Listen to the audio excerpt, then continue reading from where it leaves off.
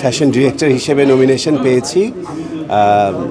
আমাকে নমিনেট করা হয়েছে, সেজন্য আমি অত্যন্ত এক্সাইটেড এবং আনন্দিত বোধ করছি। পুরস্কার পেলে আরও বেশি ভালো লাগবে।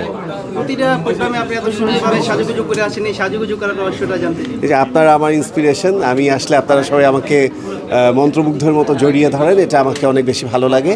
আমাকে প্রতিদিন নতুন করে সাজতে, নতুন করে উপস্থিত হতে আমাকে আরও বেশি এনকারেজ করে। প্রতিটা প্রোগ্রামে ভিন্ন রকম লুকে আসেন, এই লুকের ডিজাইনটা কে করে? আমার সম্পূর্ণ আমার কনসেপ্ট, আমার ডিজাইন এবং এগুলোকে আমি খুব রিসার্চ করি, স্টাডি করি, দেন একটা প্রোগ্রামে হাজির হই। তো আজকেও তার ব্যতিক্রম কিছু নয়। এই যে ফ্যাশন ক্যাটাগরিতে এত উচ্চ পদে নিয়ে যাচ্ছেন, কেমন লাগছে? এবং হ্যাঁ, এ মাসে বোধহয় 6টা বোধহয় অ্যাওয়ার্ড পেলাম, তো এটা আমার জন্য একটা লাকি মান্থ ছিল।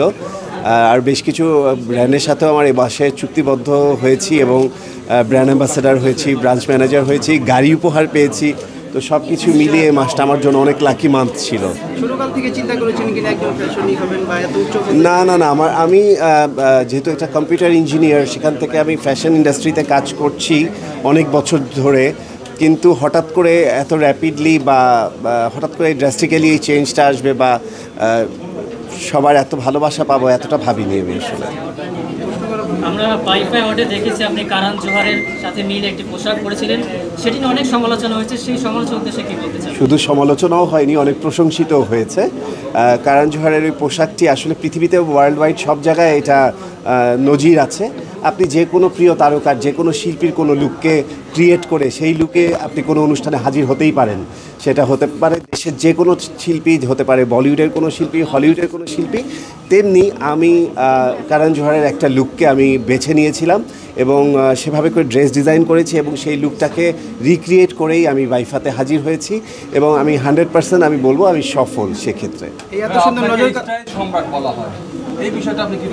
এটা তো আসলে আপনাদের টাইটেল, আপনারা টাইটেল বসিয়ে দিয়েছেন, এখন সবাই ওই ব্যাপারগুলোই বলে, ওগুলাই করে। তবে আমি আপনাদেরকে আজকে এই সব ভাইদেরকে আমি একটা অনুরোধ করব, আপনারা আমাকে এত ভালোবাসেন, এত সাপোর্ট করেন বা আমার পোশাক ফ্যাশন নিয়ে আপনাদের এত চর্চা, এত সুন্দর সুন্দর ভিডিও আপনারা বের করেন। আমি আপনাদের কখনো কোথাও পোশাকের মূল্য বলি না।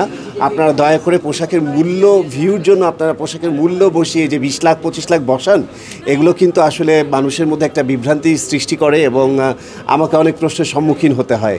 আপনারা দয়া করে আমার এই কথাটা বোঝার চেষ্টা করবেন। আপনারা লিখেন আপনাদের যা মন চায়, কিন্তু সুন্দর ক্যাপশন হবে এবং যেটা আমি আসলেই বলেছি বা যেটা আমি মিন করেছি আপনারা সেটাই লিখবেন। অবশ্যই আমি এক্সক্লুসিভ এবং এক্সপেন্সিভ ড্রেস পরি, তার মানে এই না যে আমি 20 লাখ 25 লাখ 30 লাখ কোথাও উল্লেখ করেছি। এই টাইপের ক্যাপশনগুলো থেকে আপনারা যদি একটু বিরত থাকেন তাহলে আমার জন্য অনেক সহজ হয় ব্যাপারটা।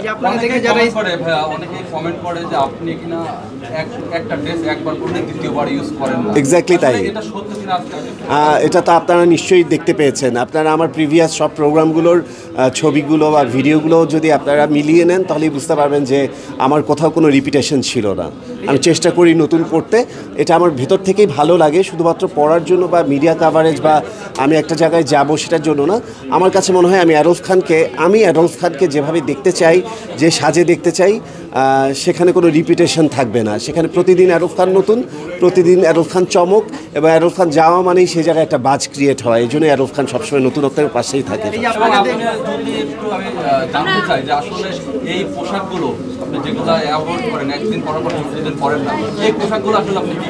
আমার বাসা আলাদা একটা সাইড আছে, ফ্ল্যাট বলতে পারেন, তো সেই জায়গায় আমার সেগুলো থাকে। তো সেগুলোকেই আমি সবসময় ওখানে স্টক করা আছে। কোনো একটা সময় সুযোগ করে আমি এটার একটা এক্সিবিশন করব আমার পোশাকে। তারা বললো ফ্যাশনটাকে ভালো করে বোঝেন, রপ্ত করেন, ফ্যাশনটাকে শেখেন, জানেন, তাহলে আপনারাও অনেক ফ্যাশনেবল বা ফ্যাশনের সাথে থাকতে পারবেন। ওইটা জিনিসটা বুঝতে হবে, বুঝে কাজ করতে হবে। ধন্যবাদ।